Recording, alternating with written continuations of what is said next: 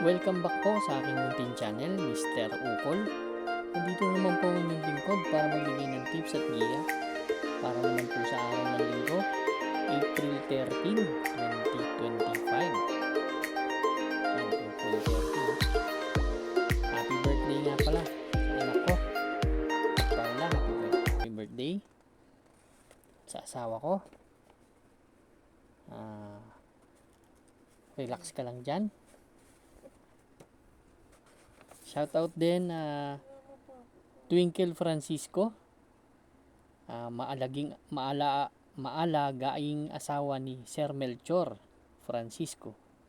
Federico Garcia, shoutout kay Boss Chris Garcia at sa Dangay OTB, lalo na sa may-ari ng Dangay OTB, kay Sir Rolly, shoutout sa iyo. Kay Boss RB Borja, shoutout boss. Salamat palagi sa tiwala.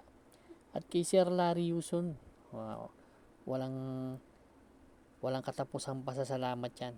Kay Cap Larry Yuson at kay Sir Deo na nasa USA. Start na po tayo. Race number 1. Winner take all event covers races 1 to 7. Nga pala no. Ang main event para sa linggo is Road to the Triple Crown Stakes race at yung 4-year-old and above imported Local Challenge Series 3. Yan. 7 karera pa rin tayo. Race number 1, winner take all event covers races 1 to 7. Meron tayong 8 kalahok dito. Ang distansya po 1,400 meters. 2:30 po ang start ng karera para sa linggo. Dito nakikita ko yung number 1, yung native color. Actually napanood ko yung nito yung barrier nito. Kalaban si Ghost tsaka si Badabing. Tercero dumating, nagtala ng 113.6. May tulin si Kabayo no. Tingin ko naman ganda ng post position. Talagang pwede mag-umento to si Kabayo dito sa laban.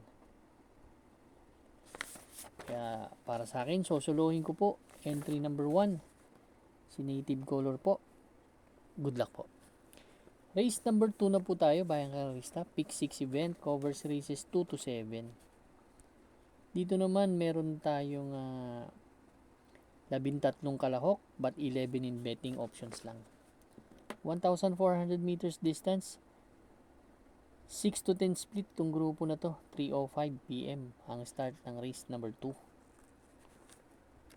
Dito sa race number 2, ang first choice ko si Advocacy.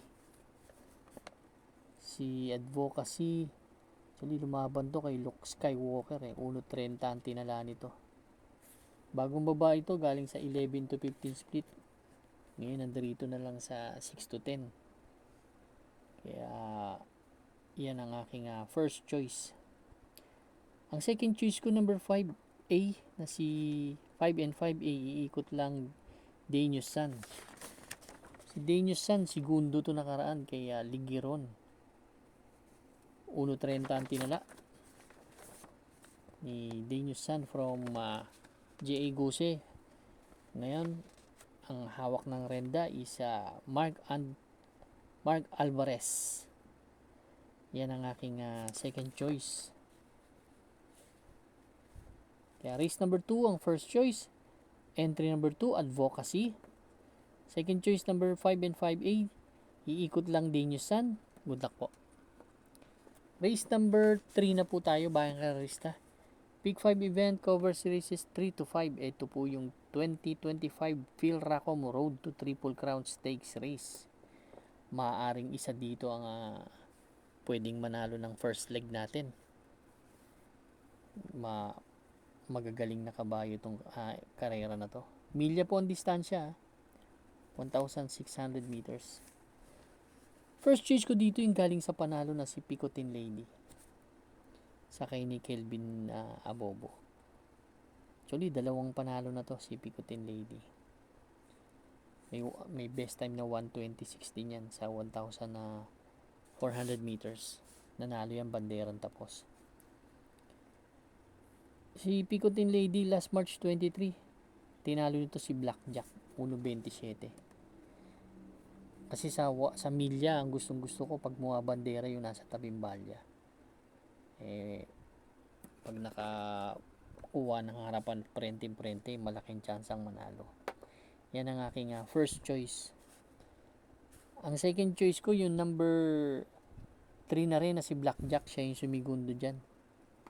Ito naman may tulin din to. Maganda rin yung post position na nakikita ko para sa kanya.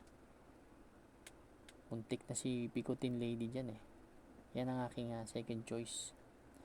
Ang third choice ko po, yung entry number 5A na si Parade King. Ito ang huling kalaban nito si Morally. 127 ang tinala. From John Alvin to John Paul A. Guse. Race number 3 po. Ang first choice, entry number 1, Picotin Lady. Second choice number 3, Blackjack. Third choice number 5A, Parade King. Good luck po. Race number 4 na po tayo. Bayang race na. Pick 4 event covers races 4 to 7. Ito po yung ating 4-year-old and above imported local challenge series 3. Classic race to, 2,000 meters. 4 lang ang kalahok. Wala nang patumpik-tumpik pa. Ang gusto ko dito si Andiamo A. Firenze. Correct me if I'm wrong. Alam ko 8 panalo na po yan. Almost 1 year na pong walang talo yan. Si Andiamo A. Firenze. Siguro ang unang panalo niyan May eh. So, almost 1 year na.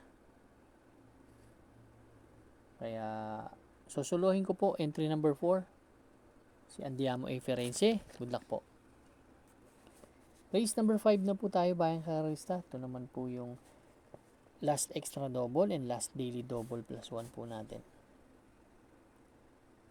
Dito naman, meron tayong 8 kalahok. Distansya po, 1,400 meters. 28 to 33 split. Itong karera na to. 4:50 PM ang start. Dito, long shot ang gusto ko. As my first choice, yung number 8 na si Rocking Bell. Actually, giant killer to eh. May 127 sa 1,400 meters. Yan lang din naman ang grupong tinatakbuhan yan, itong 28 to 33. Kaya gusto ko yung post position yan.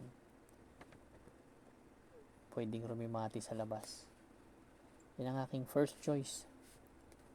Ang second choice ko po dito, yung entry number 2 na si Dakota Elegance.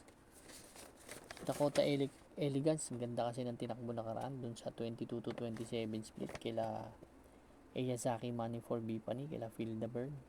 126.4 ang tinala, 26 median dinating.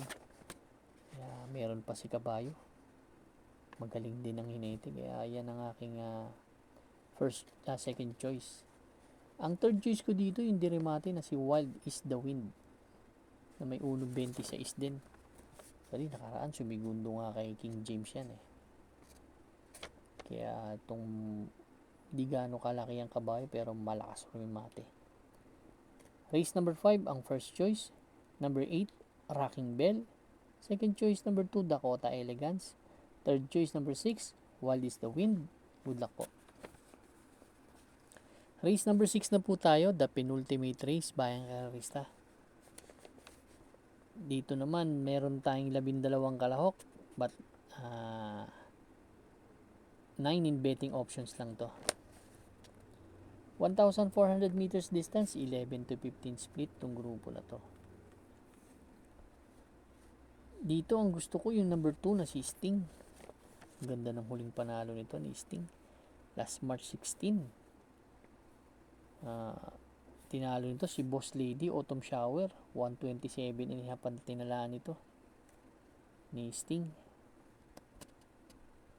Kaya iyan ang aking napupusuan dito sa laban na to. Si Sting po, susuluhin ko. Number 2, good luck po. Race number 7 na po tayo, last and final race for Sunday racing. Meron tayong full gate dito. 16 to 21 split, 1,400 meters, paratingan ng ating mga exotics. Winner take all, pick 6, pick 5, pick 4, last extra double, and last daily double plus 1 po. First choice po, number 2, Gin Genie. Si Gin Genie, ang huling takbo, kay Lakaboom, tersero dumating tundikit, 128 ang tinala. Same rider ang sasakay. Meron kasing magandang panalo yan nakaraan, March 23. Tinalo yan si Bohemian, kaya tingin ko malaki ang chance ang manalo ni Gingini sa laban na to dahil umento yung kabayo, napupunto. Ang second choice ko yung number 6 na si Golden Opportunity na nandun din sa laban nila, medyo hindi tumimbang, hindi kasi maganda yung post position numero 1 nasa tabing balya parang ayaw natatapalan ng kabayo. Maganda yung post position ngayon, baka makapwesto ng maganda na may 127 din naman yan sa 1,400 meters. Yan po aking second choice. Third choice ko yung malakas rheumatic, Queen Gabi. Ito segundo nakaraan to, last March 29 kay Blue Thunder, 1.29 media, pero may 1.27 rin yan sa 1,400 meters. Race number 7 po, itong last race natin. Ang first choice, entry number 2, Gingini. Second choice, number 6, Golden Opportunity. Third choice, number 13, Queen Gabi. Pero may mga kursunada po kayo. Dahil paratingan yan mahirap yan last race. Dagdag po tayo. Maraming salamat po sa inyong walang sawang pagtangkilik sa aking munting channel. Good luck and stay safe.